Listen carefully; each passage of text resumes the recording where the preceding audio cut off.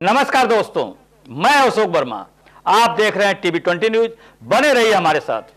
उत्तर प्रदेश सरकार के कैबिनेट मंत्री ओम प्रकाश राजभर ने शुक्रवार को अतरौलिया स्थित इलेक्शन भवन में आयोजित जनता दरबार के दौरान प्रेस वार्ता में डीजल पेट्रोल की किल्लत और विपक्ष के आरोपों पर सरकार का पक्ष मजबूती से रखा। उन्होंने कहा कि वैश्विक परिस्थितियों, विशेषकर ईरान और इजरायल के बीच जारी तनाव का असर अंतर्राष्ट्रीय तेल आपूर्ति पर पड़ा है, जिससे अस्थायी समस्या उत्पन्न हुई है। राजभर ने कहा कि जब बड़े देश आपसी संघर्ष में उलझते हैं तो उसका असर अन्य देशों पर भी पड़ता है। वर्तमान स्थिति भी उसी का परिणाम है। उन्होंने भरोसा दिलाया कि केंद्र सरकार इस चुनौती से निपटने के लिए वार्ता कर तेजी से काम कर रही है। मंत्री ने बताया कि भारत के लिए तेल रोक लेकर आने वाले जहाज समुद्र में रवाना हो चुके हैं और शीघ्र ही आपूर्ति सामान्य हो जाएगी। उन्होंने आम जनता से अपील की कि घबराकर तेल का अनावश्यक भंडारण न करें। सबसे पर्याप्त मात्रा में तेल उपलब्ध कराया जाएगा, केवल थोड़े धैर्य की आवश्यकता है। उन्होंने पेट्रोल पंप संचालकों से भी अपील की कि बिना ठोस कारण नो स्टॉक के बोर्ड न लगाएं, जिससे अनावश्यक अफवाह और भीड़ की स्थिति पैदा होती है।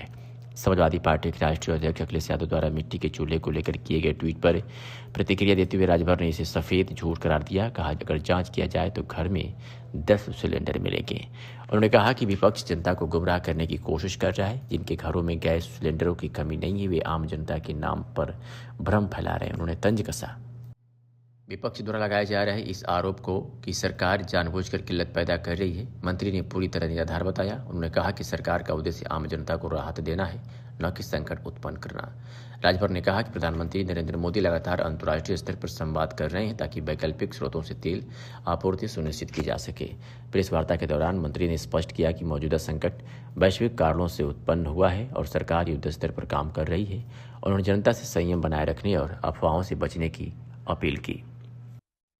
सर, खेती का सीजन है और किसान डीजल के लिए परेशान है। क्या ग्रामीण इलाकों के लिए सरकार ने कोई विशेष कोटा या प्राथमिकता तय की है? निश्चित है कि जब दो देश, तीन देश आपस में लड़ते हैं तो पड़ोसी देशों पर भी उसकी हालत आती है, दिक्कत आती है।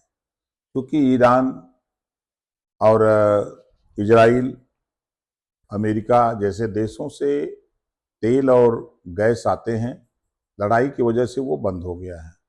दूसरे देशों से उसकी व्यवस्था प्रधानमंत्री माननीय नरेंद्र मोदी जी कर रहे हैं। विपक्ष का आरोप है कि सरकार जानबूझकर आपूर्तियों को नियंत्रण नहीं कर पा रही ताकि कीमतों में बढ़ोतरी कर सके, रास्ता साफ हो जाए। इसमें आपकी क्या? विपक्ष के लोग झूठ बोल रहे हैं। जब वो भी सत्ता में होते तो वही करते जो वर्तमान सरकार कर रही है। बार बार विपक्ष कह रही है कि अगर तेल का दाम बढ़ाने के लिए ही कह रहे हैं कि तेल, आज सुनने में आ रहा है कि 5 रुपए या 10 रुपए बढ़ने भी जा रहा है डीजल।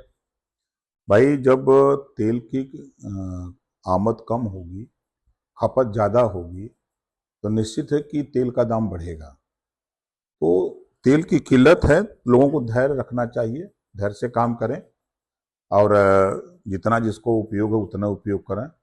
वो स्टॉक में न रखें कि नहीं हम 10 दिन के लिए तेल इकट्ठे ले लें, ऐसा ना करें। डेली उपयोग के लिए करें, कोई दिक्कत नहीं है। बड़े बड़े गैलन लेके जा रहे हैं, जैसे सुरक्षा का भी खतरा है, तेल ले रहे हैं सब बड़े बड़े गैलन बैलन। और अब वही बता रहा हूँ ना कि एक शासनादेश जारी हो जाना चाहिए। जैसे प्रधानमंत्री जी ने भी ऐलान किया, मुख्यमंत्री जी ने भी घोषणा किया है कि लोग धैर्य से काम करें। डीजल और पेट्रोल की जो लोग जहाँ लाइन लगा रहे हैं, इनको व्यवस्था आराम से मिलेगा, सबको मिलेगा, कोई दिक्कत नहीं है। बशर्ते कि लोग घबराएं, धैर्य रखें और धैर्य के साथ लोग काम करें। शासन कह रहा है स्टॉक पर्याप्त है, लेकिन जमीन पे कहीं भी पंप पर, कई पंपों पे नो स्टॉक के बोर्ड लग गए हैं। इस पे जिम्मेदार कौन है कि नो स्टॉक के बोर्ड लग गए हैं?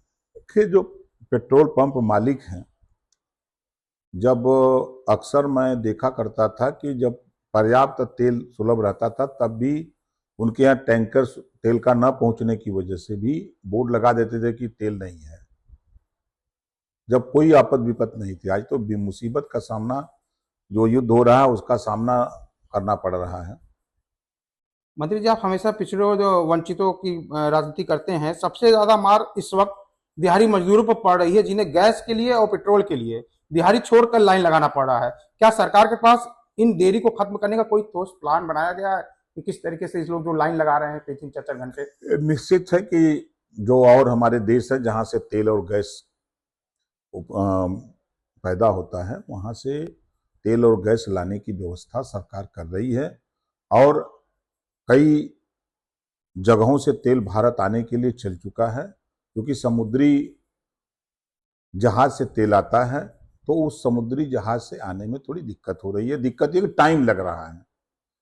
अब लोग सोच रहे हैं कि आज मिल जाए और सरकार करे कि धैर्य से अपना काम करिए, तेल आ रहा है, कोई दिक्कत नहीं होगी। लोग स्टॉक बना के रखना चाहते हैं। सोशल मीडिया पर समाजवादी पार्टी का एक एक्स ट्विटर पे बयान आया है कि बीजेपी दुनिया में पहली पॉलिटिक्स पार्टी होगी जो छवि खराब करने के लिए पैसे खर्च कर रही है। अगर दाना खत्म तो गाना खत्म। इस तरह अखिलेश यादव का एक सोशल मीडिया प्लेटफॉर्म पे वायरल हो रहा है, क्या कहना चाहेंगे? उनको मुस्लिम प्रेम बोल रहा है, अपराधियों के साथ दोस्ती का प्रेम बोल रहा है। जो अपराधी उनकी पार्टी को चलाने के लिए फंडिंग करते थे उसका उनका प्रेम बोल रहा है। जो फंडिंग करने वाले लोग मारे गए, अतीक के साथ जो लोग थे वो मारे गए, जो अपराधी गुंडे थे वो मारे गए बहुत से लोग। ये उनको तकलीफ हो रही है, दर्द हो रहा है कि बीजेपी ने माफियाओं का सफाया क्यों किया, गुंडा राज खत्म क्यों किया, जनता में विश्वास, कानून का राज क्यों स्थापित किया। इसके लिए अखिलेश यादव जी ट्वीट कर रहे हैं। उन्होंने एक और ट्वीट किया है, मैंने अपने घरों में मिट्टी के 2 चूल्हे मंगवा लिए हैं। झूठ बोल रहे हैं, ये वो झूठ बोल रहे हैं। अगर उनके घर की तलाशी ले ली जाए तो दर्जन भर सिलेंडर निकलेगा उनके यहाँ। ये झूठ बोल रहे हैं, ये गुमराह कर रहे हैं। इराक ने समझौता करने के लिए पाकिस्तान के जो अमेरिका का समझौता के लिए पाकिस्तान बीच में आया था, इराक ने मना कर दिया, उस पर आप क्या कहना चाहेंगे? कि भारत के प्रधानमंत्री माननीय नरेंद्र मोदी अमेरिका के राष्ट्रपति से बातचीत चल रही है उनकी। कई दौर की बातचीत टेलीफोनिक हुई है और युद्ध विराम के लिए प्रयास हो रहा है। ठीक।